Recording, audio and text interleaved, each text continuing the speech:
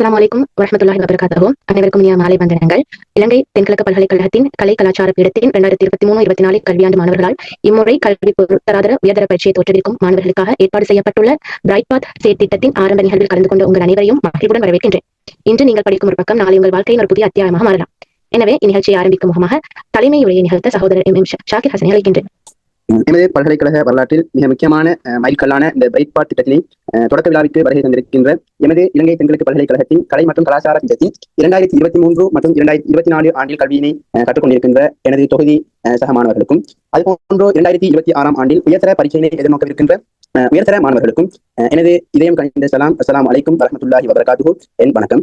அதாவது எமது பிரைட் பாத் திட்டத்தினை ஆரம்பிப்பதற்கான நோக்கம் சம்பந்தமான விடயத்தினை முதலாவதாக உங்கள் முன் தெரிவித்துக் கொண்டு அடுத்து இந்த பிரைட் பாத்மான ஏனைய விடயங்களை உங்களிடம் தெளிவுபடுத்தலாம் என்ற வகையிலே ஆரம்பம் செய்கின்றேன்.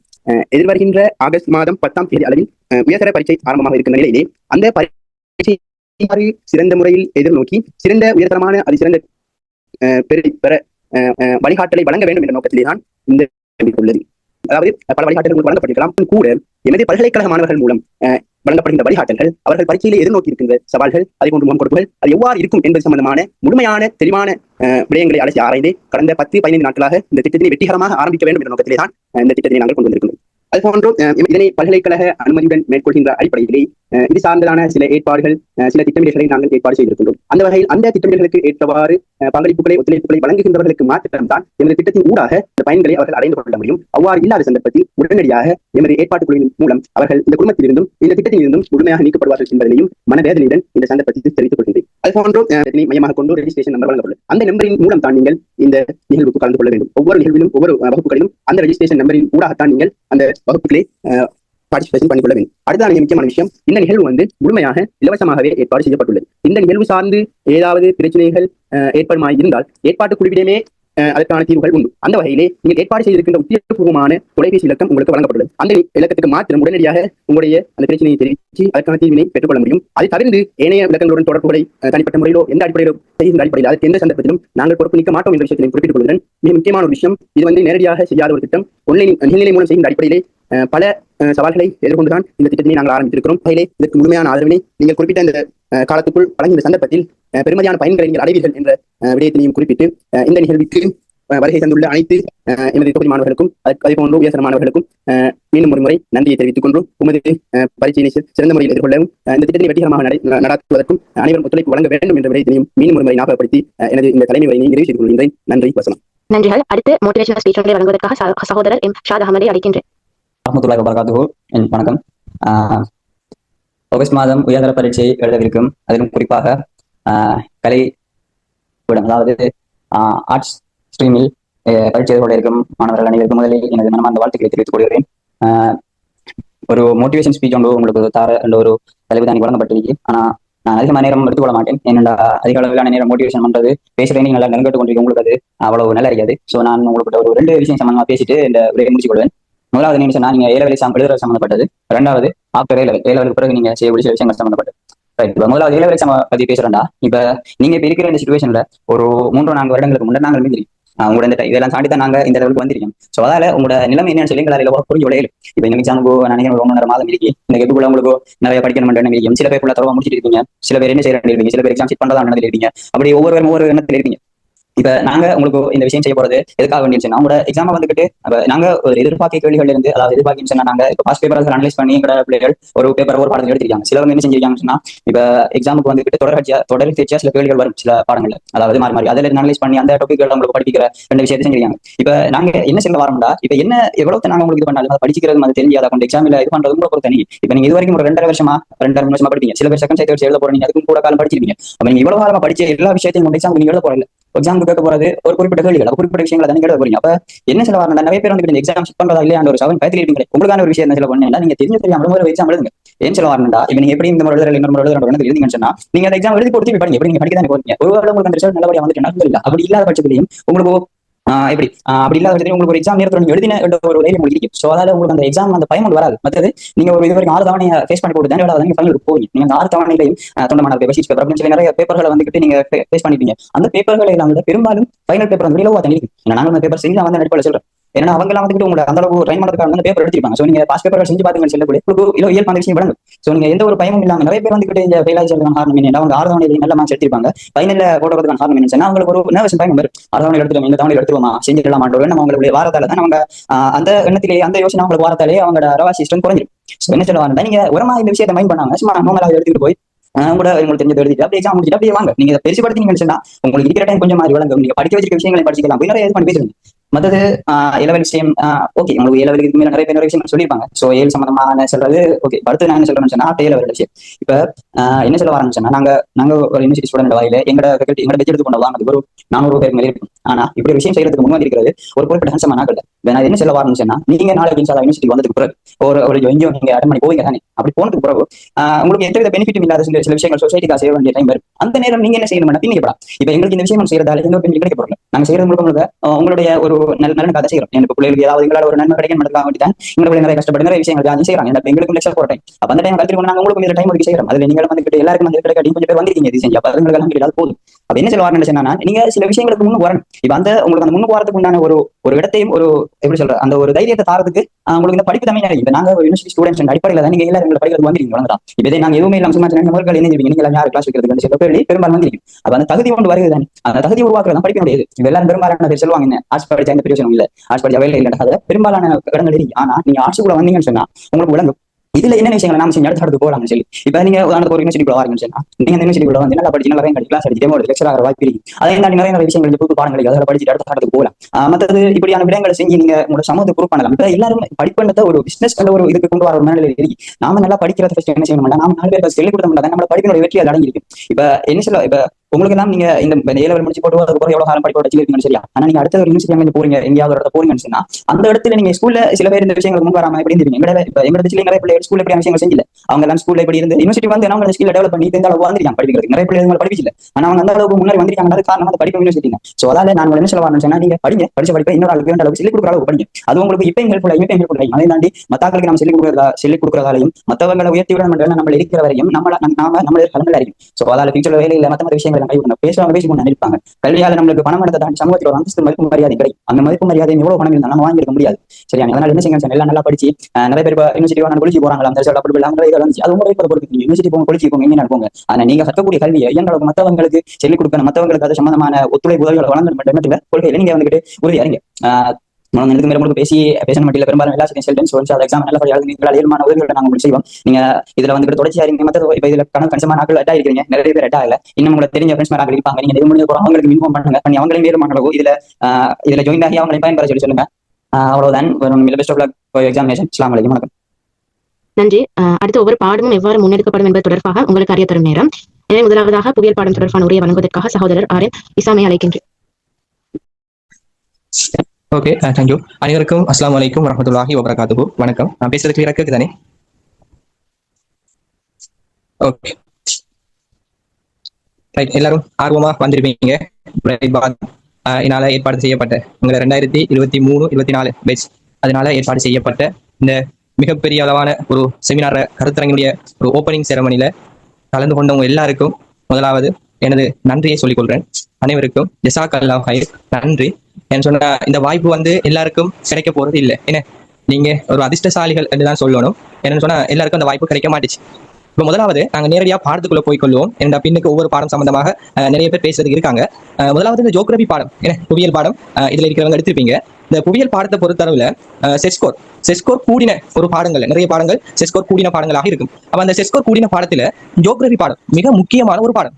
விளங்குதா? இப்ப நீங்க நிறைய பாடங்கள் எடுத்திருப்பீங்க, அதுல ஜியோகிராபியும் ஒரு பாடமாக எடுத்திருப்பீங்க. உதாரணமாக ஒன்று சொல்லிக் கொள்றேன். ஜியோகிராபி எந்த அளவுக்கு முக்கியம் என்று சொன்னா, நீங்க ஒரு பாடத்துல ஏ எடுத்து இன்னொரு பாடத்துல பி எடுத்து ஜியோகிராபி பாடத்துல சி எடுத்தீங்கன்னு சொன்னா நீங்க யூனிவர்சிட்டி போற வாய்ப்பை இழந்துருவீங்க. விளங்குதா? நீங்க 2 பாடத்திலையும் ஏ எடுத்து நீங்க ஜியோகிராபில சிஓ எஸ்ஓ எடுத்தாலும் நீங்க அந்த யூனிவர்சிட்டிக்கு போற அந்த வாய்ப்பை இழந்துருவீங்க. ஏன்னு சொன்னா அந்த அளவுக்கு உங்களோட செஸ்கோர்ல தாக்கம் செலுத்துற ஒரு பாடம் இந்த ஜியோகிராபி பாடம். அந்த ஜியோகிராபி பாடத்தை பிள்ளைகள் கஷ்டம் என்று நினைக்கிறது, அது அப்படி இல்லை. சரிதானே? கிரேட் 1 கிரேட் 2 படிக்கிற பிள்ளையும் இந்த ஜியோகிராபி பாடத்தை ஈஸியாக செய்யலாம். அதுக்கான வழிகாட்டல் முழுமையாக இந்த கருத்தரங்குல எங்க புவியியல் பாடம் அந்த நடக்கின்ற நேரங்கள்ல உங்களுக்கு தெளிவுபடுத்தப்படும். அதாவது முதலாவது விஷயம் நாங்கள் ஜியோகிராபி பாடத்தை எப்படி படிக்கணும்ங்கிறத சொல்லிக்கொண்டு அதே சமயம் நாங்களும் இந்த ஜியோகிராபி பாடத்தை எப்படி உங்களுக்கு படிப்பிக்க போறோம்ங்கிற விஷயத்தையும் சொல்லிக்கொள்றேன். முதலாவது இந்த ஜியோகிராபி பாடத்துல உங்களுக்கு தெரியும், நீங்க முதல்ல எக்ஸாமுக்கு போகும்போது பார்ட் 1 பேப்பர் தருவாங்க. அந்த பார்ட் 1 பேப்பர்ல மொத்தம் பகுதிகளாக நீங்க பாத்தீங்கன்னு சொன்னா முதல் எம்சிக்யூ பார்ட் இருக்கு, 40 எம்சிக்யூ பார்ட் இருக்கு. சில பிள்ளைகள் இதுவரைக்கும் சில பிள்ளைகளுக்கு தெரியறது இல்ல, நாங்க எக்ஸாமுக்கு போனா அந்த எம்சிக்யூ மட்டும்தான் வரும்னு சொல்லி நினைச்சிட்டு சில பிள்ளைகள் போறது. அப்படி இல்லை என்ன இஸ்லாம் பாடத்துங்கிற மாதிரி எம்சிக்யூ மட்டும்தான் வரும்ங்கிற மாதிரி போறது. அப்படி இல்லை. ஜியோகிராபி பாடத்துல முதல்ல நீங்க எக்ஸாம் எழுத போறீங்கன்னு சொன்னா அந்த புவியியல் 1ங்கிற வினாத்தாள் தருவாங்க. அதுல வெறுமனே எம்சிக்யூ மாத்திரம் இருக்காது, உங்களுக்கு தெரியும். முதலாவது 40 எம்சிக்யூ இருக்கும். 40 எம்சிக்யூ. அந்த 40 எம்சிக்யூவையும் நாங்க 3ஆக டிவைட் பண்ண போறோம். உங்களுக்கு தெரியும், முதல் 10 எம்சிக்யூ செய்முறை புவியியல் வினாக்களுக்கான முதல் 10 எம்சிக்யூ இருக்கு.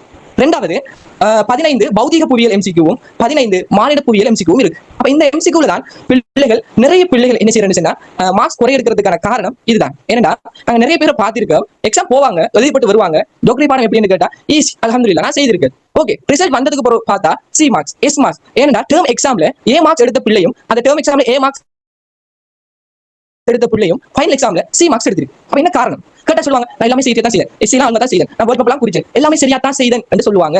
அந்த இடத்துல எங்க சரக்கு பட்டிருக்கும் பார்த்தா, எங்க விழுந்திருக்காங்க பார்த்தா அந்த எம்சிக்யூ பகுதியில. இந்த எம்சிக்யூங்கிறது ஒரு மனிதனுக்கு உயிர் வாழ்றதுக்கு எந்த அளவுக்கு ஒரு இதயம் முக்கியமோ அந்த அளவுக்கு அந்த ஜியோகிராபி பாடத்துல எம்சிக்யூங்கிறது முக்கியம். நிறைய புள்ளிகளை பார்த்திருக்கோம். இந்த ஜியோகிராபி பாடம் இல்ல, நிறைய பாடத்துல எல்லா பாடத்திலையும் நாங்க நிறைய புள்ளிகளை பார்த்திருக்கோம். எஸ்ஏ பாடல நின்று விடுவாங்க, உங்களுக்கு எஸ்ஏ கேள்வி, கட்டுரை வினாக்கள், எதிர்பார்க்கப்படுற கட்டுரை வினாக்கள் தாங்க, அப்படிதான் விடுவாங்க. அப்படி இல்லை, ஜியோகிராபி பாடத்தை பொறுத்த வரையில எம்சிக்யூ பாட்டுங்கிறது எஸ்ஏ கேள்விகளை விட முக்கியமான ஒரு பகுதி. அப்ப நாங்க அந்த பகுதியை கஷ்டப்படி நினைக்க கூடாது. அதுல சில ட்ரிக்ஸ் இருக்கு, சில நுட்பங்கள் இருக்கு, அதுல வச்சுக்கொண்டு நாங்க அந்த எம்சிக்யூவை ஈஸியாக படிக்கலாம். அதை நாங்க சொல்லி தருவோம், எப்படி அதை படிக்கிறது, என்ன மாதிரி எம்சிக்யூ செய்யறது. எல்லாரும் கருத்தரங்கு போலவும் உங்களுக்கு ஒரு பேப்பர் ஒன்று தந்து 40 எம்சிக்யூவை போட்டு விளங்கப்படுத்துறது இல்லை. இதுல நாங்க ஒரு வித்தியாசமான முறையில ஒரு 150க்கு மேற்பட்ட ஒரு எம்சிக்யூ வினாக்களை நாங்க தொகுத்து இருக்கோம். அந்த எம்சிக்யூ வினாக்களை நாங்க உங்களுக்கு அவ்வளவு விளங்கப்படுத்துவோம். அதுவும் குறிப்பாக அதிகமாக எதிர்பார்க்கப்படுற நாங்க ஆராய்ந்து ரிசர்ச் பண்ணி அது அதிகமாக எதிர்பார்க்கப்படுற எம்சிக்யூ வினாக்களை கொண்டு தயாரிச்சிருக்கோம். அதை நாங்க விளங்கப்படுத்துவோம். அப்ப எம்சிக்யூ ஒவ்வொன்று விளங்கப்படுத்தும் போது அதுல 5 விடைகள் இருக்கும். ஒவ்வொரு எம்சிக்யூலயும் 5 விடைகள் இருக்கும். அந்த 5 விடைகளும் 5 கேள்விகளுக்கான தலைப்புகளாக இருக்கும். அதுல நாங்க உங்களுக்கு விளங்கப்படுத்துவோம். அப்ப எல்லா போல நாங்க ஒரு சாதாரணமாக இந்த செமினாரை செய்துட்டு போக மாட்டோம். ஒவ்வொரு எம்சிக்யூவும் அது 150க்கு மேற்பட்ட எம்சிக்யூ. பெரும்பாலும் உங்க இறுதி பரீட்சைக்கு 40ல ஒரு 38 எம்சிக்யூ எங்களிடம் இருந்து வரலாம். அந்த அளவுக்கு நாங்க அதை தயார்படுத்தி வச்சிருக்கோம். அப்ப அதை நாங்க உங்களுக்கு சொல்லி தருவோம். முதல் கட்டமாக ஜியோகிராபி பாடம் நடைபெறும் போது 150க்கு மேற்பட்ட எம்சிக்யூ நாங்க உங்களோட கலந்துரையாடுவோம். இது முதலாவது விஷயம். அப்ப எம்சிக்யூ தான் மிக முக்கியம். ரெண்டாவது பகுதி உங்களுக்கு தெரியும், உலகப்படம் குறிக்கிறது. இந்த உலகப்படம் குறிக்கிறதுலயும் நிறைய பிள்ளைகளை பாத்தீங்கன்னு சொன்னா வீக் எப்படின்னு சொன்னா, நான் உலகப்படம் குறிக்கிறது இல்ல, அது 10 மார்க்ஸ் தானே, போனா போகட்டும், நான் உலகப்படம் குறிக்க மாட்டேன், நான் 10 பாட்டுகளை செய்துட்டு வருவேன். இப்படியான மனநிலையில சில பேர் இருப்பாங்க. சில பிள்ளைகள் இருக்கும், நான் எல்லாமே செய்வேங்கிற பிள்ளைகள் இருக்கும். அப்ப 2 பேருக்கும் மத்தியில நான் ஒரு ஏற்பாடு செய்யறோம். அதாவது நீங்க எல்லாம் குறிச்சு பழகிறது இல்லை, உங்களுக்கு எது அதிகமாக வரக்கூடும். அதாவது ஒரு மலைத்தொடர் எடுத்தீங்கன்னு சொன்னா அது தொடர்ச்சியாக உலகப்படம் குறிக்கிறதுக்கு வந்து கொண்டே இருக்குது. ஒரு நதி அதுவும் தொடர்ச்சியாக வந்து கொண்டு இருக்குது. இப்படியான விஷயங்கள் எடுக்கிறோம். அதே போல ஒரு 2 வருடங்கள் ஒரு 3 வருடங்களுக்கு ஒருக்கா விட்டு வர உலக படங்களை நாங்க எடுத்துக்கொள்றோம். இப்படி ஆய்வு செய்து தொகுத்து உங்களுக்கு சில உலக படங்கள் தரப்படும். மலைத்தொடர்கள்ல ஒரு 10, நதிகள்ல ஒரு 10, இப்படி கொஞ்சம் ஒவ்வொன்றிலையும் கொஞ்சம் எல்லாம் இல்ல தரப்படும். இருக்கிற குறுகிய காலத்துக்குள்ள நீங்க அதை ஆயத்தப்படுத்தினீங்கன்னு சொன்னா உங்களாலையும் 10க்கு 10 சரி எடுக்க இயலும்.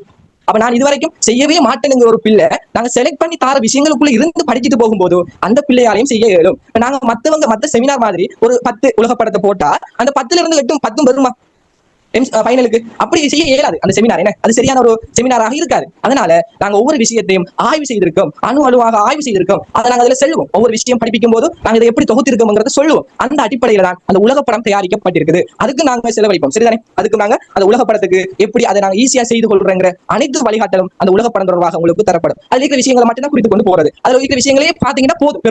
பெரும்பாலும் அதுல இருந்து வரக்கூடிய வாய்ப்புகள் இருக்கும். அப்ப அதை யாருமே தவற விட்டுற கூடாது. எம்சிக்யூ, வேர்ட் புக் இதெல்லாம் தவற விட்டுற கூடாது கட்டாயம்.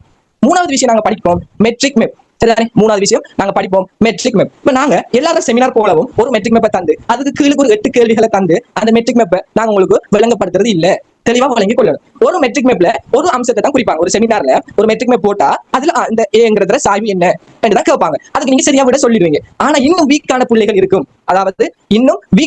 இருக்கும், அதனாலதான் நாங்க ஒரு வித்தியாசமான அமைப்புல அதை கிரியேட் பண்ணிருக்கோம். எப்படியான அமைப்புன்னு சொன்னா அந்த மெட்ரிக் மேப்ல 2011 இருந்து 2025 வரைக்கும் என்னென்ன அம்சங்கள் பட வாசிப்புல கேட்கப்பட்டிருக்கு. உதாரணமாக சாய்வுகள் எடுத்தீங்கன்னு சொன்னா எல்லா சாய்வுமே இறுதி பரீட்சைக்கு கேட்கறது இல்ல. புதிய பாடத்திட்டத்துல குறிப்பிட்ட சில விஷயங்கள் மட்டும் தான் கேட்கப்படுறது. பழைய பாடத்திட்டத்துல கேட்கப்பட்ட அம்சங்கள் தான் புதிய பாடத்திட்டத்திலையும் கேட்கப்படுது. அப்ப உங்களுக்கு தெரிஞ்சிருக்க வேண்டிய மிக முக்கியமான பட வாசிப்பு சம்பந்தமான விஷயங்கள் சொல்லி தரப்படும். அதே போல இலகுவாக நீங்க வீதியில தூரம் காண்றது, பரப்பு கணிக்கிறது, குறுக்குவெட்டு முகம் வரைகிறது, பண்பாட்டு அம்சங்கள், பௌதிக அம்சங்களை விவரிக்கிறது சம்பந்தமாக முழுமையான ஒரு விவரணம் உங்களுக்கு வழங்கப்படும்.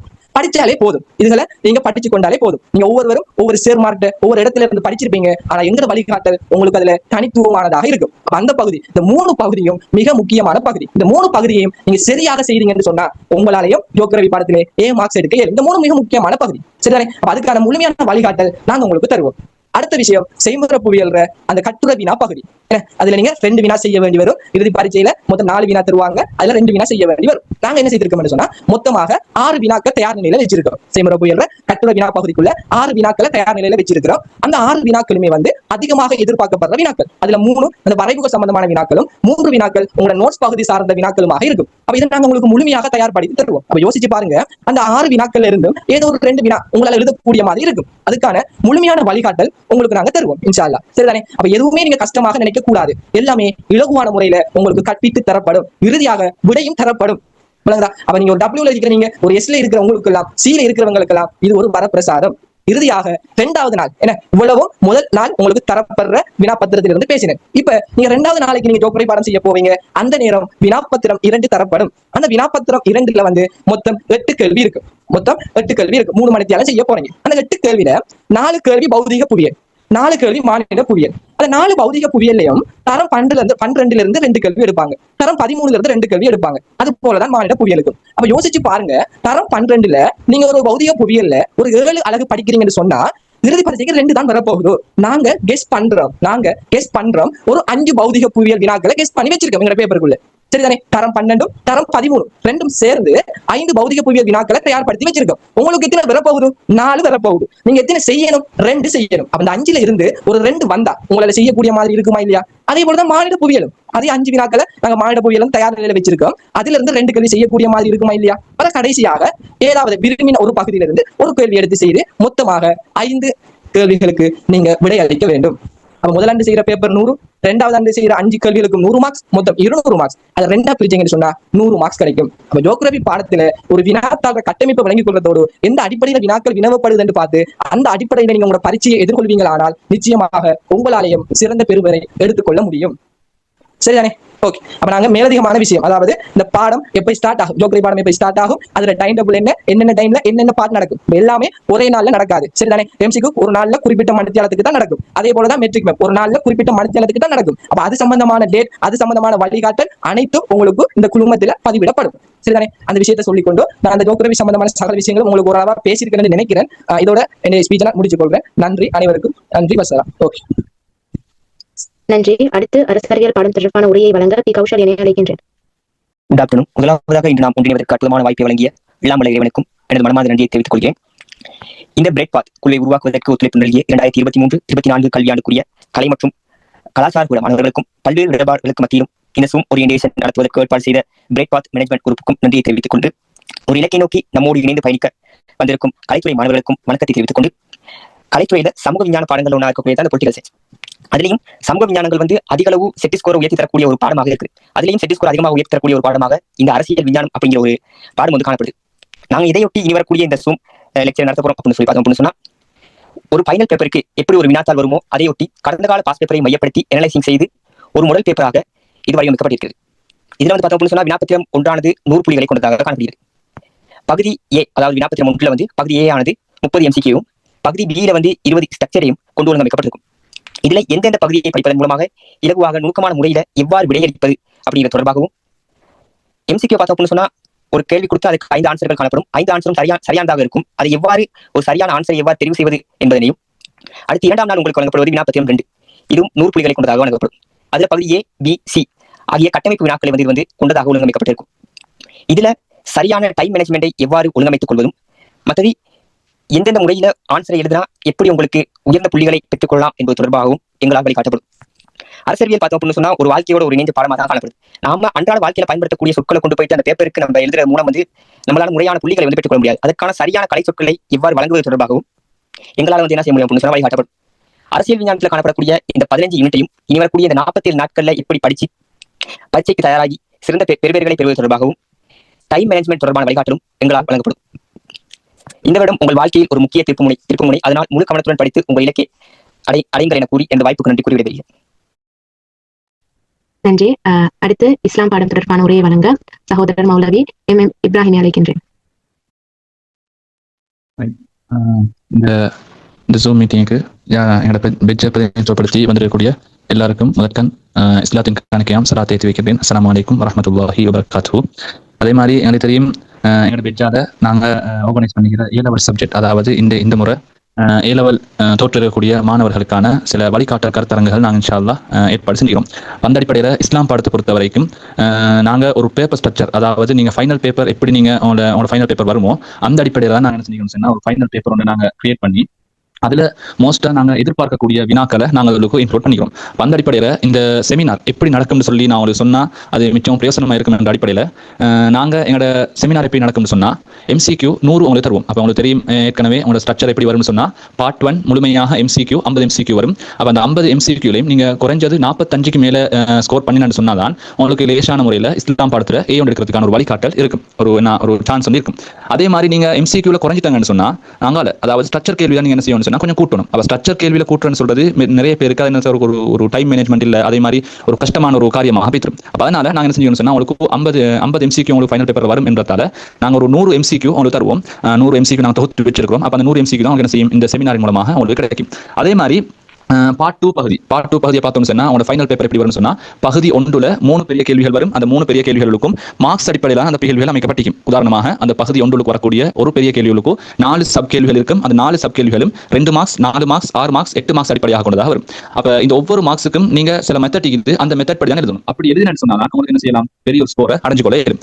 அதே மாதிரி பகுதி 2ல நீங்க பாத்தீங்கன்னு சொன்னா எல்லாமே 5 கேள்வி மொத்தமாக வரும், பெரிய கேள்விகள். அந்த 5 பெரிய கேள்வியிலும் நீங்க எழுத வேண்டிய கேள்விகளோட எண்ணிக்கை 3 தான் இருக்குது. அப்ப அதுல 4 பெரிய கேள்விகளையும் சப் கேள்வி 2 வரும். அந்த சப் கேள்வி 2 10 மார்க்ஸ் அடிப்படையாக கொண்டதாக வரும். அப்ப அந்த 10 மார்க்ஸுக்கும் சில நுணுக்கங்கள் இருக்குது, சில அடிப்படைகள் இருக்குது. அந்த அடிப்படைகளை நீங்க எழுதினாங்கன்னு சொன்னா உங்களுக்கு சரியான முறையில் ஸ்கோர் பண்ணலாம். அதே மாதிரி லாஸ்ட்டுக்கு இருக்கக்கூடிய சிறு குறிப்பு கேள்வி, இது நல்லாவே முக்கியமான ஒரு கேள்வி ஒன்றாக இருக்குது. ஏன்னு சொன்னா மேல நான் பார்த்தோம் 20 மார்க்ஸ் இருக்கிறேன்னு சொன்னா அங்க 10 மார்க்ஸ்க்கு சொல்லி நாங்க பெரிய அளவுல என்ன செய்யணும், அதை விளக்கி எழுத வேண்டிய நிலைமை ஒன்று உருவாகுது.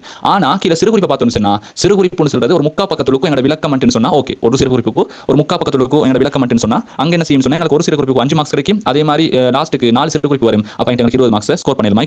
அப்ப இந்த அடிப்படையில் தான் உங்களோட ஃபைனல் பேப்பர் வருது. அப்ப அதை அடிப்படையாக வச்சு நாங்க சில எதிர்பார்க்கை வினாக்கள் எடுத்துக்கிறோம். அப்ப உங்களுக்கு தெரியும் உங்களோட முழு சிலபஸ்லையும் first year second year syllabus பார்த்தோம்னு சொன்னா முழுமையாக 10 யூனிட் இது. அந்த 10 யூனிட்டையும் நாங்க அனலைஸ் பண்ணி அதிலிருந்து தொகுத்து சில எதிர்பார்க்கை வினாக்கள் நாங்க எடுத்துக்கிறோம். அதே மாதிரி எப்படி எதிர்பார்க்கை வினாக்கள் எடுத்தோமோ அதுக்கு எப்படி நாங்க விட அளிக்கணும், அப்படியாப்பட்ட சில நுணுக்கங்களை உங்களுக்கு சொல்லி தரப்படும். உதாரணமாக உங்களுக்கு இஸ்லாம் பேப்பர் எடுத்து பார்த்த விளங்கும் சில கேள்விகள் கொஞ்சம் மயக்கமா இருக்கும், அதாவது தலைய குழப்பற மாதிரி இருக்கும். உதாரணமா நான் ஒரு உதாரணம் ஒரு கேள்வி ஒன்று சொல்றேன் பாருங்க. இஜ்திஹாதுடைய வாயில் மூடப்பட்டது என்பதன் காரணமாக இஸ்லாமிய சமூகத்தில் ஏற்படுத்திய தாக்கம், இது ஒரு கேள்வி. அதே மாதிரி இன்னொரு கேள்வி வருது பாருங்க. இஜ்திஹாதுடைய வாயில் மூடப்பட்டு விட்டது என்பதன் மூலமாக இஸ்லாமிய சட்டத்துறையில் ஏற்படுத்திய விளைவுகள், இது ஒரு கேள்வி. அதே மாதிரி இன்னொரு கேள்வி கேட்டு வரும், இஜ்திஹாதுடைய வாயில் மூடப்பட்டமைக்கான காரணங்களை ஆராய்க. அப்ப இந்த 3 கேள்வியும் பார்த்தோம்னு சொன்னா 3 கேள்விக்கும் ஒரே மாதிரி நீங்க விடை எழுத போறீங்க. 3 கேள்விக்கும் நீங்க விடை எழுத போற ஸ்ட்ரக்சர் அப்படின்னு சொன்னா ஒரே மாதிரி தான் கொடுப்பாங்க. அப்ப நான் மார்க்ஸ் அடிப்படையில் வித்தியாசப்படும். மார்க்ஸ் அடிப்படையில் வித்தியாசப்பட்டான்னு சொன்னாலும் உங்களுக்கு வரப்போற விடைகள் அப்படின்னு சொன்னா ஒரே மாதிரியான விடைகள் தான் வரப்போகுது. அப்ப அத மாதிரியான சில நுணுக்கமான விஷயங்கள் உங்களுக்கு செய்யணும் சொன்னா இந்த செமினார்ல நாங்க உங்களுக்கு சொல்லி தருவோம். அதே மாதிரி எங்களோட இஸ்லாம் பாடத்தை பொறுத்த வரைக்கும் எங்களுக்கு கீழால சில டீம் இருக்குது. அந்த டீம் மூலமாக நாங்க என்ன செய்யணும் சொன்னா ஒரு முழுமையான ஒரு பேப்பர் ஒன்று தொகுத்திருக்கோம். நீங்க அந்த பேப்பரை படிச்சாலே போதும், உங்களுக்கு என்ன செய்யலாம், ஃபைனல் பேப்பரை சக்சஸ்ஃபுல்லா செஞ்சு உங்களோட வாழ்க்கையும் சக்சஸ்ஃபுல்லா மாத்திக்கொள்ளலாம். எனவே வாய்ப்புக்கு சந்தர்ப்பம் அளித்த அல்லாஹ்வுக்கு நன்றி செலுத்தி விடைபெறுகிறேன். அஸ்ஸலாமு அலைக்கும் வரஹ்மத்துல்லாஹி வபரகாத்துஹு. அடுத்து வரலாறு பாடம் தொடர்பான உரையை வழங்குவதற்காக சகோதரி யோஷினியை அழைக்கின்றேன். அனைவருக்கும் இனிய மாலை வணக்கம். இன்றைய நிகழ்வின் கதாநாயகராக வருகை தந்திருக்கும் எமது அன்புக்குரிய உயர்தர வரலாற்று பிரிவு மாணவர்களுக்கு எனது மனமார்ந்த வணக்கங்களை தெரிவித்துக் கொள்கின்றேன். அந்த அடிப்படையில நமது வரலாற்று செமினார்ல நாங்க என்னத்தை விளங்கப்படுத்த போறோம்னு சொன்னா, அதாவது வரலாறு பாடத்தை பொறுத்த அளவுல இலங்கை வரலாறு, ஐரோப்பிய வரலாறு, இந்திய வரலாறு மற்றும் நவீன உலக வரலாறுன்னு சொல்லி 4 பகுதிகள் காணப்படுது. இந்த ஐரோப்பிய வரலாறு, இந்திய வரலாறு, நவீன உலக வரலாறு என்ற 3 அடிப்படையில அது வந்து நமக்கு சாய்ஸா தான் அமையப்பட்டிருக்கு. இலங்கை வரலாறு என்பது வந்து இந்த வரலாறு இருக்கிறவங்க கட்டாயம் செய்ய வேண்டிய ஒரு பகுதியாக தான் இலங்கை வரலாறு பாடம் காணப்படுகின்றது. அது அடிப்படையில ஐரோப்பிய வரலாறு வந்து நம்ம பெரும்பாலான ஆட்கள் வந்து நாங்க O level வரைக்கும் ஐரோப்பா ஹிஸ்டரி படிச்சதன் காரணமாக ஐரோப்பிய வரலாறு தான் நம்ம பெரும்பான்மையாக இருப்போம். இப்ப நமது கருத்தரங்கள்ல வந்து இலங்கை வரலாறும் ஐரோப்பிய வரலாறு என்ற 2 வரலாற்று விடயங்கள் அதாவது பேப்பர்ஸ் தான் நம்ம செய்ய போறது.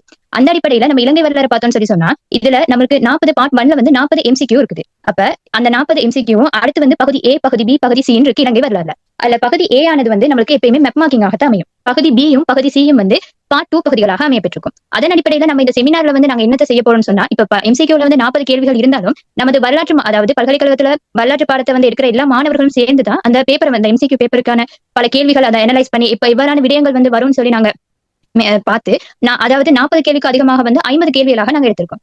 அப்ப இந்த செமினாருக்கு வர நேரத்துல வந்து இவ்வாறான கேள்விகள் வந்து எதிர்பார்க்க வினாக்களாக வரும். இப்ப மெப் மார்க்கிங் என்ற அடிப்படையில நாங்க எடுத்தோம்னு சொன்னா 17 வருஷங்கள் நம்ம இப்ப எந்த வகையான கேள்விகள் வந்து அதாவது எந்த வகையான இடங்கள் வந்து வந்திருக்குன்னு சொல்லி நாங்க அனலைஸ் பண்ணி அதுல இந்த 2026 உயர்தர பிரிவுல வந்து அந்த வர்றதுக்கான வாய்ப்பு அதிகமா உள்ள இடங்கள்னு சொல்லி தனியா செஞ்சு அதுக்கான டியூட் மாதிரியான நாங்க செய்து வச்சிருக்கோம். அப்ப இந்த கருத்தரங்குல வரலாற்று பாடத்துக்கு வர மாணவர்களுக்கு வந்து இது ஒரு அவங்க வந்து குறித்து பழகுறதுக்கு வந்து ஒரு இலகுவான ஒரு முறையாகவும் அமையும். அடுத்த ஐரோப்பா வரலாறும் MCQ வந்து இதுல 40 கேள்விகள் இருக்கு. அதே மாதிரி தான் பகுதி A, பகுதி B, பகுதி C இருக்கு. பகுதி A ல வந்து மெப் மார்க்கிங் அதாவது ஐரோப்பா உலகப்படம் இல்லாம ஐரோப்பா மெப் மார்க்கிங் மட்டும் மாத்திரம் இருக்கும். அதுலயும் நாங்க 17 வருஷமாக என்ன வந்திருக்கு அப்படின்னு அனலைஸ் பண்ணி 2026 வந்து இவ்வாறான அதாவது இவ்வாறான இடங்கள் வந்து வரும்னு சொல்லி நாங்க அனலைஸ் பண்ணி வச்சிருக்கோம். அப்ப இந்த செமினாருக்கு வந்து வர ஆக்களுக்கு வந்து இந்த அதாவது 2026 நீங்க செய்ய போற எக்ஸாம்க்கு எப்படியான கேள்விகள் வந்து எதிர்பார்க்க வினாக்கள் வரும், அதை நீங்க எப்படி இலகுவாக செய்யலாம், டைம்குள்ள நீங்க டைம்குள்ள எப்படி நீங்க பேப்பர்ஸ் செய்யலாம், அது மாத்திரம் இல்லாட்டி ஒரு கேள்வி நீங்க செய்யும் போது அந்த கேள்வியில வந்து எப்படி மார்க்ஸ் ஸ்கோர் பண்றது, அது தொடர்பான அனைத்து விடயங்களும் வந்து இந்த வரலாற்று செமினார்ல வந்து உங்களுக்கு கண்டிப்பா வந்து தெரிந்து கொள்ளக்கூடியதாக அமையும்.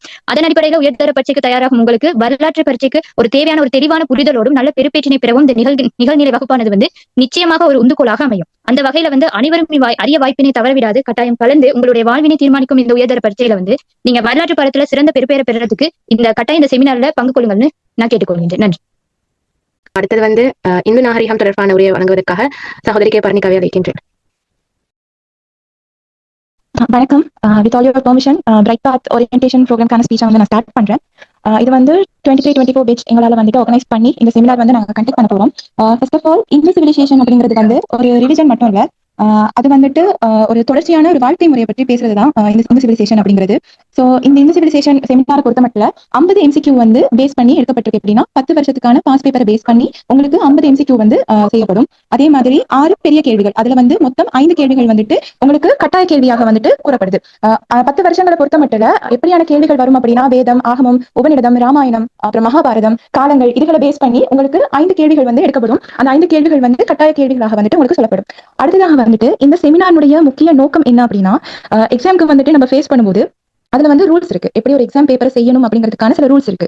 என்ன மாதிரி அப்படின்னா ஒரு பந்தி அமைப்பு முறை எப்படி இருக்கணும், சிறுகுறிப்பு அப்படிங்கிறது எப்படி செய்யணும், அதே மாதிரி ஒரு டைம் மேனேஜ்மெண்ட் எப்படி இருக்கணும், இந்த மாதிரி எல்லா விஷயங்களையும் உள்ளடக்கி தான் உங்களுக்கு இந்த வந்து பேப்பர் செட் பண்ணப்பட்டிருக்கு.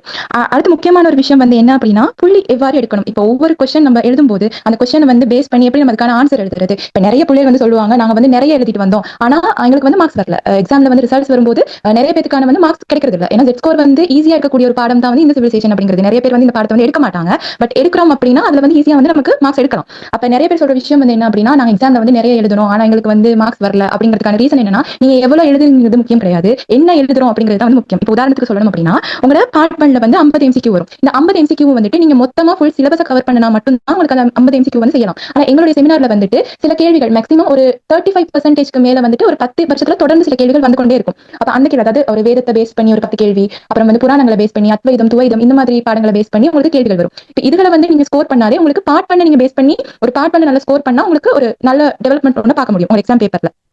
அப்ப அதுக்கான வழிமுறைகளை வந்துட்டு நாங்க சொல்லிக் கொடுப்போம். அதே மாதிரி நீங்க பார்ட் 2 எடுத்துக்கொண்டீங்க அப்படின்னா பார்ட் 2ல பகுதி 1, பகுதி 2 அப்படின்னு சொல்லிட்டு 2 இருக்கு. அதுல பகுதி 1ல வந்து நீங்க 2 கேள்வி கட்டாயம் செய்யணும். இது வந்து 20 மார்க்ஸ் கூடிய கேள்வி, தனி கேள்வி வரும். அதுல வந்து நீங்க 20 மார்க்ஸ் கூடிய கேள்வி வந்து நீங்க செய்யணும். அதுல வந்து பொதுவாக வேதங்கள் வந்து முதல் கேள்வியா தான் வரும். அப்போ உங்களுக்கு வேதங்கள்ல வந்து என்னென்ன மாதிரியான கேள்வி வரும், சில மயக்கங்கள் உள்ளடக்கி சில கேள்விகள் இருக்கும், அதெல்லாம் எப்படி செய்யறது, இந்த மாதிரி விஷயம் பேசிக்கான விஷயங்கள் வந்து உங்களுக்கு நான் சொல்லி தருவோம். அதே மாதிரி பகுதி 2 எடுத்துக்கொண்டோம் அப்படின்னா பகுதி 2ல நீங்க 3 கேள்வி செய்யணும். அந்த 3 கேள்வியும் வந்து 2 புள்ளி, 6 புள்ளி, 6 புள்ளி, அதுக்கப்புறம் 6 புள்ளி, மொத்தம் 20 புள்ளி, இப்படி வந்து 3 கேள்வி வரும். அப்ப என்ன மாதிரி நீங்க எக்ஸாம் பேப்பர்ல எப்படி எழுதுனா உங்களுக்கு வந்து எந்த மாதிரி மார்க்ஸ் வரும் அப்படிங்கிற மாதிரி விஷயங்கள் எல்லாமே வந்து உங்களுக்கு சொல்லிக் கொடுக்கறதுக்காக இந்த செமினார் வந்து நாங்கள் கண்டக்ட் பண்றோம். அதே மாதிரி பதட்டம் இல்லாம இப்படி ஒரு எக்ஸாம் பேப்பரை வந்து நீங்க செய்யலாம் அப்படிங்கிற விஷயமும் வந்துட்டு எங்களுடைய இந்து சிவிலைசேஷன் செமினார்ல வந்துட்டு உங்களுக்கு சொல்லப்படும். அதே மாதிரி உங்களுக்கு ஏதாவது டவுட்ஸ் எக்ஸாமுக்கு போறதுக்கு முன்னாடி கூட ஏதாவது டவுட்ஸ் இருந்தா கூட எங்களை கண்டக்ட் பண்ணி நீங்க வந்து கேட்டுக்கொள்ளலாம். அது எந்த விதமான இஷ்யூவும் கிடையாது. சோ இதோட என்னுடைய ஸ்பீச் வந்து நான் நிறைவு செய்யறேன். எக்ஸாமுக்கு ஃபேஸ் பண்ண இருக்க எல்லாத்துக்கும் ஆல் தி பெஸ்ட். தேங்க்யூ. நன்றி பர்ணிகா. அடுத்து வந்து அஸ்ஸலாமு அலைக்கும் வரஹ்மத்துல்லாஹி வபரகாத்துஹு. என் வணக்கம். எங்கள் மூடாக நடத்தப்படுகின்ற இந்த ப்ரோக்ராமுக்கு வருகை தந்த அனைத்து மாணவர்களையும் வரவேற்றுக் கொண்டவர்களாக இப்ப எனக்கு தெரியும் என்னோட பாடம் ஐசிடி. இப்ப நீங்க ஏலவல்ல 3 பாடம் எடுத்திருப்பீங்க. மற்ற 2 சப்ஜெக்ட் உங்களுக்கு தனி நோட் சப்ஜெக்டாக இருக்கலாம். ஆனா ஐசிடியை பொறுத்த மட்டும் தனி நோட்ஸாக இருக்காது. இதுல வந்து ப்ரோக்ராமிங், அதே மாதிரி கோடிங், டெவலப்மெண்ட், அதே மாதிரி கால்குலேஷன் இப்படியான நிறைய பார்ட்ஸ்ல கொண்டதாக தான் இந்த ஐசிடி பாடம் இருக்கும். இப்ப நாங்க டிரெக்டா வந்துட்டு எங்க ஐசிடி பாடத்துக்குள்ள போகலாம். இப்ப ஐசிடி பேப்பரை பாத்தீங்கன்னா 2 பார்ட்ல வந்துட்டு காணப்படும். ஒன்று பார்ட் 1, அடுத்தது பார்ட் 2. பார்ட் 1 வந்துட்டு தனியா வந்துட்டு எம்சிக்யூ கேள்விகள் அதாவது 50 எம்சிக்யூ இருக்கும். 2 ஹவர்ஸ் நீங்க செய்யணும். ஒரு எம்சிக்யூல வந்துட்டு 5 ஆன்சர் இருக்கும். அதுல கரெக்டான ஆன்சரை நீங்க தெரிவு செய்யக்கூடியதாக இருக்கும். அடுத்தது பார்ட் 2 வந்துட்டு பாத்தீங்கன்னா 3 மணி நேரமும் 10 நிமிடங்கள் கொண்டதாக இருக்கும். இந்த 10 நிமிடங்கள் ஏன் தாராங்கன்னு சொன்னா நீங்க எஸ்ஏ பார்ட்ல வந்துட்டு உங்களுக்கு 6 கொஸ்டின் நிற்கும். அதுல நீங்க 4 கொஸ்டினை தான் தெரிவு செய்யணும். அப்ப அதுல எந்த கொஸ்டினை நான் தெரிவு செய்யணும்ங்கிறதுக்காக தான் இன்னொரு மேலதிகமாக 10 நிமிடங்கள் வாசிக்கிறது தராங்க. இப்ப இந்த பார்ட் 2 பாத்தீங்கன்னா அது திரும்ப 2 பார்ட் கொண்டிருக்கும். ஒன்று பார்ட் ஏ, அடுத்தது பார்ட் பி. பார்ட் ஏ வந்துட்டு 4 ஸ்ட்ரக்சர் கொஸ்டினை கொண்டிருக்கும். இந்த 4மே நீங்க கட்டாயமாக செய்யணும். பார்ட் பில 6 கொஸ்டின் இருக்கும். அதுல நீங்க 4 தான் செய்யற 2 உங்களுக்கு ஆப்ஷன். இப்ப நீங்க தெரிவு செய்யும்போது சில மாணவர்கள் செய்யற பிள்ளை என்னன்னா நான் 6 கொஸ்டினுக்கும் ஆன்சர் பண்ணணும். எனக்கு கட்டாயமா உங்களோட ஐடி பேப்பர் எப்படி இருக்கும்னா கேட்கப்பட்ட கேள்விகளுக்கு மாத்திரம் விடை எழுதக்கூடிய தான் நிற்கும். இப்ப நீங்க 6 கொஸ்டினுக்குமே ஆன்சர் பண்றீங்கன்னு சொன்னா உங்களால ஐடி பேப்பர்ல முழுமையாக ஆன்சரை எழுதி உங்களுக்கு ஒரு ஃபுல் மார்க்ஸ் பெற்றுக்கொள்ள இயலாம இருக்கும். இப்ப நிறைய பிள்ளைகள் சொல்லுவாங்க ஐடி பேப்பர் செஞ்சுட்டு ஐடி செய்யறதுக்கு எனக்கு டைம் கஷ்டம். இப்படி சொல்ற ஒரு பிள்ளைகள் அந்த பிள்ளைகள் செஞ்ச பிள்ளைகள் உண்டோ இந்த எஸ்ஏ கொஸ்டின்ல 6லயும் 6 செய்ய ட்ரை பண்ற இல்ல 5 செய்யற. அப்படி இல்லாம உங்களுக்கு 4 கொஸ்டின் சொன்னா நீங்க பண்ண வாசிச்சு டைம் எடுப்பீங்க தானே, அதுல என்னால எந்த கொஸ்டின்ல அதிகமா மார்க்ஸ் எல்லாம் பண்ணிடும், இந்த கொஸ்டினை செஞ்சா எனக்கு சொல்லி ஆன்சர் கிடைக்கும், அப்படியான கொஸ்டினை வந்துட்டு நீங்க தெரிவு செஞ்சு ஆன்சர் பண்ண பழகுங்க. அடுத்து வந்துட்டு எங்க கிளாஸஸ் வந்துட்டு வெறுமனே ஒரு பேப்பர் கிளாஸா மட்டும் உங்களுக்கு இருக்காது.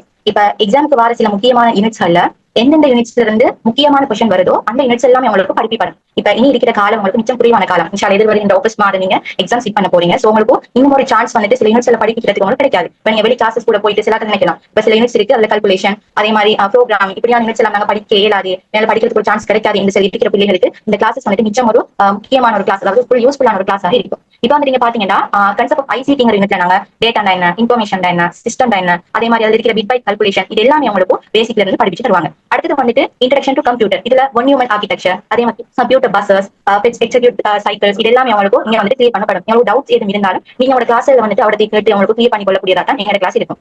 அடுத்தது வந்துட்டு டேட்டா ரிப்ரசன்டேஷன், இதுல வந்துட்டு நீங்க கிளாஸஸ்ல வந்து படிச்சிருப்பீங்க பைனரி, ஆக்டல், டெசிமல், ஹெக்ஸாடெசிமல் இதுல கால்குலேஷன் சிலவங்களுக்கு ஈஸியா இருக்கலாம். சில பிள்ளைகளுக்கு இதை கொஞ்சம் மேலே இன்னும் கொஞ்சம் படிச்சா நல்லா, ஆனா கட்டாயமா இந்த இதுல யூனிட்ஸ்ல வந்துட்டு எக்ஸாமுக்கு எதிர்பார்க்கப்படுறது யூனிட். சோ இதெல்லாம் உங்களுக்கு திரும்ப உங்களுக்கு படிக்கப்படும். அதே மாதிரி coding system, PCT, அஸ்கி, EBCDIC, Unicode இப்படியான இந்த கோடிங் சிஸ்டம் எல்லாமே உங்களுக்கு எங்க கிளாஸஸ்ல வந்துட்டு சொல்லி தருவாங்க. அடுத்தது ஃபண்டமெண்டல் ஆஃப் டிஜிட்டல் சர்க்யூட்ஸ், இப்ப டிஜிட்டல் சர்க்யூட்ஸ் எப்படி நாங்க தீர்றது, பூலியன் எப்படி நாங்க பூலியன் அந்த கோவைகள் எப்படி நாங்க தீர்த்துறது, KMF இப்படியான விஷயங்கள், அதே மாதிரி universal case, header, flip flop இப்படியான எல்லா விஷயமே உங்களுக்கு கிளாஸ்ல வந்து பேசிக்ல இருந்து உங்களுக்கு சொல்லி தரப்படும். அடுத்தது ஆப்பரேட்டிங் சிஸ்டம் என்ன, ஆப்பரேட்டிங் சிஸ்டம் எப்படி வந்து பரிணாமம் அடைஞ்சிருக்குது, அதே மாதிரி ஃபைல் மேனேஜ்மெண்ட் என்ன, அதே மாதிரி 7 ஸ்டேட் ப்ராசஸிங் டிரான்சிஷன் டயக்ராம். கட்டாயமாக இந்த 7 படிநிலைகளை கொண்ட இந்த டயக்ராம் வந்துட்டு ஒவ்வொரு வருடமும் பரீட்சைக்கு ஏதோ ஒரு வகையில கேட்கப்படுற விடயங்கள் இப்படியான எல்லா விஷயங்களும் உங்களுக்கு சொல்லி தரப்படும். அடுத்தது வந்துட்டு டேட்டா கம்யூனிகேஷன் அண்ட் நெட்வொர்க்கிங், இதுல கம்யூனிகேஷன் என்ன, கம்யூனிகேஷன் மீடியா என்ன, அதே மாதிரி நெட்வொர்க்கிங் டிவைசஸ் என்ன, டோபாலஜிஸ் என்ன, நெட்வொர்க்கிங் டைப்ஸ் என்ன. நீங்க ஏலவல்ல இப்ப நீங்க அநேகமான யூனிட்ஸ் வந்துட்டு உங்களோட கிளாஸஸ்ல முடிச்சிருப்பீங்க. இப்ப இருக்கிற காலம் உங்களுக்கு பேப்பரோட உங்களோட சம்பந்தப்படுத்தி கொண்டு போற நாட்கள் தான் உங்களுக்கு இருக்கு. அப்ப இந்த யூனிட்ஸ்ல இன்னும் கொஞ்சம் நான் படிக்கணும் இருக்கிற நிறைய ஸ்டூடெண்ட்ஸ்க்கு வந்துட்டு உங்களுக்கு இந்த கிளாஸஸ் வந்துட்டு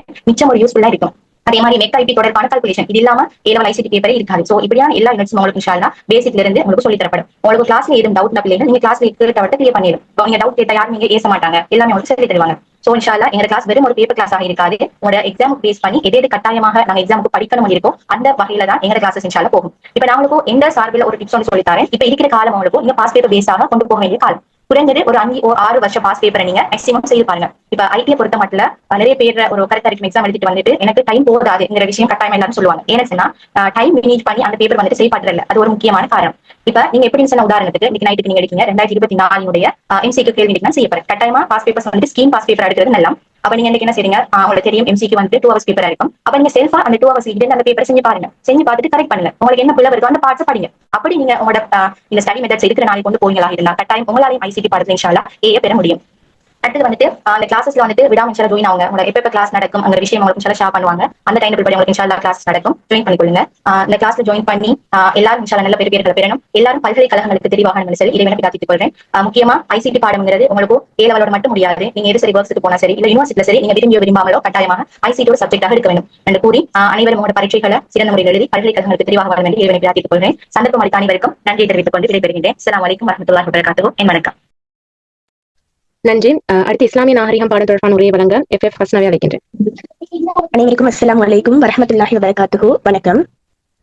நாங்க ஐசில பொறுத்த வரையில ஒவ்வொரு முறையுமே எங்களுக்கு ஐசில ஸ்கீம் மாறத பாக்கலும். எப்படி என்றா ஒரு 23க்கு வந்த ஸ்கீம்ல வந்து 10 பாயிண்ட்ஸ் எழுதிருந்தா தான் உங்களுக்கு 10 மார்க்ஸ் கிடைக்கும். 10 பாயிண்ட்ஸ் எழுதலாட்டி உங்களுக்கு அந்த மார்க்ஸ் அப்படியே குறையறதுக்கு சான்ஸ் இருக்கு. அது மாதிரி மத்த பாயிண்ட்ஸ் மத்த கேள்விகளுக்கு நான் 2 பாயிண்ட்ஸ் எழுதிருந்தா உங்களுக்கு ஷொட்டா 4 மார்க்ஸ் கேள்விகள் வந்து 4 மார்க்ஸ் கொடுக்குற மாதிரியும் இருக்கலும். அதுக்கு ஆன மெத்தட்களை நாங்க எங்களோட ஐசி செமினார்ல சொல்லித்தரத்துக்கு இருக்கிறோம். அதோட MCQல எப்படி நாங்க ஆன்சர் செய்யற மெத்தட் என்றும் இன்னும் நாங்க எப்படி அவங்களுக்கான ஆன்சர்களை எழுதி ஐசி வந்து பொதுவா அதிகமான தட் ஸ்கோரையும் அதிகமான மார்க்ஸ் எடுத்து தட் ஸ்கோர் பெறக்கூடிய பாடமாகத்தான் இந்த ஐசி பாடம் காணப்படுது. அதனால உங்களுக்கான இதுக்கு மெத்தட்களை சொல்லி தரத்துக்காகத்தான் நாங்க இந்த செமினாரை எதிர்வர காலங்கள்ல செய்ய இருக்கிறோம் இன்ஷா அல்லாஹ் எங்களோட டீம். அதோட உங்களோட ஒப்பீனியன்ஸ்களை இதுல சொன்னா எங்களுக்கு இன்னும் இந்த எதிர்வரும் காலங்கள்ல நாங்க செய்ய போற செமினாருக்கு மிக மிக சிறப்பாக செய்வதற்கு வாய்ப்பாக அமையும். அதனால நீங்களே மைக் ஆன் பண்ணி இல்லாட்டி மெசேஜ் வாயிலாக உங்களோட நாங்க இன்னும் எப்படியான செமினாரை செய்யணும் என்று கொஞ்சம் சொல்லுங்க. வந்து நல்லா தான் போகுது. அடுத்து வந்து இதுல வந்து எந்த குறையும் சொல்ல எங்களுக்கு எதிர்பார்ப்பு கேள்வி அடுத்து MCQ எப்படி செய்யுது என்னை பொறுத்த வரைக்கும் இந்த சப்ஜெக்ட்ல வந்து எல்லா எனக்கு சொல்லித்தர 3 சப்ஜெக்ட் டீச்சர்ஸ் நல்லா கிளியரா சொல்லி தராங்க. அதே மாதிரி மத்த பாடத்தை பார்த்தா எந்த குறையுமே சொல்லலாம், நல்ல முறையெல்லாம் இருக்கு. சரி, நாங்க ஐசி பாடத்துக்கு வந்து எப்படி எங்களுக்கு செய்ய ஏழும் என்று புள்ளிகள் கொஞ்சம் சொல்லுங்களேன். உங்களுக்கான இன்னும் எப்படி கைட் பண்ணணும் என்று அப்படி ஏதாலும் உங்களுக்கு இன்னும் எப்படி கைட் பண்ணணும் என்று ஒப்பீனியன்ஸ் இருந்தா நீங்க எங்களுக்கு மெசேஜ் போட்டுடுங்க. உங்களை ஏலவல் எக்ஸாம் நல்லபடியா செஞ்சு முடிக்கணும் என்று நான் இறைவனை பிரார்த்தித்து விஷ் பண்ணி விடைபெறுகின்றேன். நன்றி. நன்றிகள். இந்த நிகழ்வுல வந்து ஹோம் எக்கனாமிக்கும் தமிழும் 2 பேரும் செய்யறதுக்கு இருந்தாங்க. பட் அவங்களுக்கு கவரேஜ் இஷ்யூஸ்னால அவங்களுக்கு வந்து ஜாயின் ஆகிக்க கிடைக்கல. ஸோ அதுக்கான இன்ட்ரடக்ஷனை அவங்க வந்து உங்களுக்கு உங்களோட குரூப்ஸ் செப்பரேட் பண்ணி அதுல வந்து அவங்க ஷேர் பண்ணுவாங்க. அதனோட வந்து உங்களுக்கு அந்த பாடம் தொடர்பான விளக்கத்தை வந்து அறிந்து கொள்ள முடியும். எனவே இறுதியாக இந்த நிகழ்ச்சியை நன்றியை வழங்குவதற்காக சகோதரர் சர்க்கானி அழைக்கின்றேன். தேங்க்யூ இன்சிலா. எங்களுடைய இந்த பிரைட் பாத் கமிட்டியினால் ஏற்பாடு செய்யப்பட்ட நிகழ்வு தற்பொழுது இறுதி தருவாய் அடைந்திருப்பதனால் என்னுடைய உரையினை மிக சுருக்கமாக மாணவர்கள் மத்தியிலும் எங்களுடைய கமிட்டி உறுப்பினர்கள் சார்பாகவும் நான் தெரிவித்து முடித்துக் கொள்கின்றேன். எமது அன்பிற்கும் மதிப்பிற்கும் உரிய பல்கலைக்கழக சக மாணவர்கள், எங்களுடைய நண்பர்கள், அதேபோல எமது நிர்வாக உறுப்பினர்கள் மற்றும் 2026ஆம் ஆண்டில் உயர்தர பரீட்சைக்கு தோற்றவிருக்கும் எமது அன்பு சகோதர சகோதரிகள் அனைவருக்கும் என்னுடைய சலாம். அஸ்ஸலாமு அலைக்கும் வரஹ்மத்துல்லாஹி வபரகாத்துஹு மற்றும் வணக்கங்கள். அதே நேரத்தில் என்னுடைய முன்கூட்டிய வாழ்த்துக்களையும் உங்களுக்கு தெரிவித்துக் கொள்கின்றேன். இலங்கை தென்கிழக்கு பல்கலைக்கழகத்தினுடைய கலை கலாசார பீடத்தின் 2023-24 கல்வி பிரிவைச் சேர்ந்த மாணவர் குழுவாகிய நாங்கள் இந்த பிரைட் பாத் வழிகாட்டல் கருத்தரங்கை மிக பிரம்மாண்டமாக இன்று மாலை ஆரம்பித்து ஒரு முடிவு கட்டத்துக்கு வந்துள்ளோம் என்பதில் மற்றற்ற மகிழ்ச்சி அடைகிறேன்.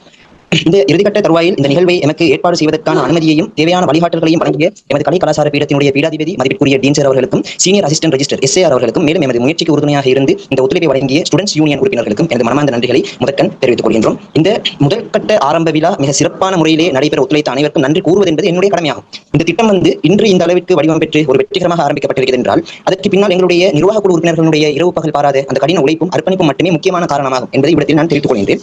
ஒரு யோசனையாக நாங்கள் உருவாக்க இந்த எண்ணக்கருவை இன்று ஒரு பிரம்மாண்டமான ஒரு நிகழ்நிலை கருத்தரங்காக மாற்றியமைத்து எமது நிர்வாக குழு உறுப்பினர் அனைவருக்கும் எனது நெஞ்சார்ந்த நன்றிகளை நான் தெரிவித்துக் கொள்வதோடு குறிப்பாக இந்த நிகழ்வை வந்து மிக நேர்த்தியாக திட்டமிட்டு ஒருங்கிணைத்த ஒருங்கிணைப்பாளர்களான சாத் அஹமட், பரணிகா மற்றும் அஸ்கா ஆகியோருக்கும் எமது ஊடக அறிவிப்பு பணிகளை செவ்வனே செய்த இன்சிரா ஜஹாதிலன் மற்றும் ஃபாத்திமா ஃபரிஸ்தா ஆகியோருக்கும் எனது மனமார்ந்த நன்றிகளை நான் தெரிவித்துக் கொள்கின்றேன். இன்றைய தினம் மாணவர்களை வரவேற்று இந்த ஜூம் இணைப்பினை திறம்பட கையாண்ட இந்த அறிவிப்பாளர் குழுவினருடைய பணி என்பது ஒரு பாராட்டத்தக்க ஒரு விடயம். மேலும் இந்த நிகழ்வினுடைய முக்கிய தூண்களாக இருக்கின்ற எமது தொழில்நுட்ப மற்றும் எடிட்டிங் குழுவைச் சேர்ந்த சிரோன் நஜிமுல் ஃபவுஸ், அதேபோல் MNF ரீசா மற்றும் அவர்களுக்கும் இன்றைய நிகழ்வினுடைய அதே சந்தர்ப்பத்தில் ஒரு எடிட்டராக செயலாற்றி தொடர்ந்தும் இரவு பகல் பார்க்காத எங்களுடைய வேலைகளை அந்த குறிப்பிட்ட நேரத்திற்குள் எந்தவித சலைச்சலும் இன்றி செய்து தந்த எங்களுடைய எடிட்டர் ஷமா சிஹாப்தீன் அவருடைய உழைப்பும் இந்த இடத்திலே அளப்பெரியது. அதேபோல வந்து மாணவர்களுக்கான வளங்களை திரட்டி தந்த அகாடமிக் ரிசோர்ஸ் குழுவினுடைய சஹிலா ரஷீத், அதேபோல ஃபஸ்னா ஃபரீத் அவர்களுக்கும் இந்த கண்காணிப்பு குழுவில் இணைந்து எங்களோடு அதாவது குறிப்பாக என்னோடு சேர்ந்து பணியாற்றிய எங்களுடைய பெச்சினியின் பிரதான பிரதிநிதி சாக்கிர் ஹசன் ஆகியோருக்கும் என்னுடைய நன்றிகளை தெரிவித்துக் கொள்கின்றேன். அதேபோல இன்றைய தினம் இந்த மாணவர்களுக்கு பாடவிதானங்கள் தொடர்பான தெளிவுகளையும் அது தொடர்பான விடயங்களையும் அது தொடர்பான நுணுக்கங்களையும் மிக துல்லியமான விளக்கங்கள் அதோடு சேர்த்து அந்த ஆலோசனைகளை வழங்கிய அந்த பாட விரிவுரையாளர்கள் மற்றும் பாட தலைவர்களான இசாம், கௌசல்யன், இப்ராஹிம் மௌலவி, ஷரீஃபா, யோசினி, ஹனால், பரணிகா, அதோடு சேர்த்து ஷஃபா மற்றும் ஃபஸ்னா ஆகிய அனைவருக்கும் எமது பெட் சார்பாக சிறந்தாழ்ந்த நன்றிகளை நான் சமர்ப்பிக்கின்றேன். உங்களுடைய இந்த பங்களிப்பு என்பது மாணவர்களுடைய எதிர்கால பாதையை நிச்சயமாக பிரகாசமாக்கும் என்ற நம்பிக்கை எனக்கு உள்ளது. அந்த வகையிலே அன்பிற்குரிய மாணவர்களே, 2026 ஆண்டில் நீங்கள் எழுதவிருக்கின்ற இந்த பரீட்சை உங்களுடைய வாழ்க்கையினுடைய ஒரு முக்கியமான மைல்கல் என்றது உங்கள் அனைவருக்குமே தெரிந்த ஒரு விடயம். அந்த வகையில் இன்றைக்கு உங்களுக்கு தேவையான பாடக்குறிப்புகள், வழிகாட்டல்கள் மற்றும் ஆலோசனைகள் என அனைத்தையும் எங்களாலான உச்சகட்ட பங்களிப்போடு நாங்கள் இந்த பிரைட் பாத்தின் ஊடாக வழங்க தயாராக காத்துக் கொண்டிருக்கின்றோம். உங்களுக்கு தேவையான குழப்பங்கள், உங்களுக்கு தேவையான அனைத்து விடயங்களும் நீங்கள் எங்களுடன் கலந்து ஆலோசித்து அதுக்கான தீர்வை நீங்கள் பெற்றுக்கொள்ளலாம். நீங்கள் செய்ய வேண்டியதெல்லாம் இந்த வழிகாட்டல்களை பின்பற்றி முழுமையான ஒரு அர்ப்பணிப்போடு கல்வி கற்று உங்களுக்கு பெற்றோருக்கும் சமூகத்திற்கும் பெருமை சேர்ப்பது மட்டும்தான். எனவே உங்களுக்கு இந்த பாடங்கள் எப்பொழுது சரியான ஒரு நேரத்தின் அடிப்படையில் அமையப்படுகின்றது என்றால், குறிப்பாக அநேகமாக இந்த எதிர்வருகின்ற சனிக்கிழமை உங்களுக்கான அனைத்து விதமான பாடங்களுக்கான நேர சூசிகள் சனிக்கிழமையிலிருந்து ஆரம்பமாகும். அதற்கு முன் உங்களுக்கான நேர சூசிகள் வழங்கப்படும். அதுக்கு உங்களுடைய பங்களிப்புகளை மேம்படுத்தி உங்களுடைய நண்பர்கள், அதே போல உங்களை போன்ற இந்த பரீட்சையிலே நிறைய சிக்கல் தன்மை எதிர்கொள்ளக்கூடிய மாணவர்கள் இருப்பார்கள். அவர்களுக்கும் இது தொடர்பான தெரிவுகளை நீங்கள் இன்று கலந்து கொண்டிருப்பவர்கள் அதுக்கான விடயங்களை நீங்கள் தெளிவுபடுத்தி எங்களுடன் இணைந்து அவர்களுக்கான எதிர்காலத்தை அவர்கள் தீர்மானிப்பதற்கான உதவியை நீங்கள் வழங்கிவிடுங்கள். ஆகவே ஏனைய விடயங்கள் தொடர்பாக நீங்கள் எப்பொழுதும் எங்களுடன் தொடர்பில், அதாவது அப்டேட்ல இருங்கள். நாங்கள் உங்களுக்கு அதுக்கான சரியான டீடைல்ஸ் அந்த டைம்ல நாங்கள் தந்துட்டு இருக்கோம் இன்ஷா அல்லாஹ். இறுதியாக இந்த நிகழ்நிலை தளத்தில் இணைந்து சிறப்பித்த எமது பல்கலைக்கழக நண்பர்கள், மாணவர்கள் மற்றும் அனைத்து நல்லுள்ளங்களுக்கும் நன்றியை கூறி இத்துடன் என்னுடைய இந்த முதற்கட்ட ஆரம்ப விழாவை நிறைவு செய்து முடித்துக் கொள்கின்றேன். நன்றி. அஸ்ஸலாமு அலைக்கும் வரஹ்மத்துல்லாஹி வபரகாத்துஹு.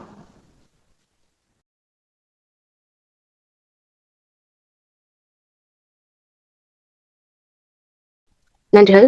ஸ்டூடெண்ட்ஸ், உங்களுக்கு ஏதாவது டவுட் இருக்குதுண்டா கேட்கலும்.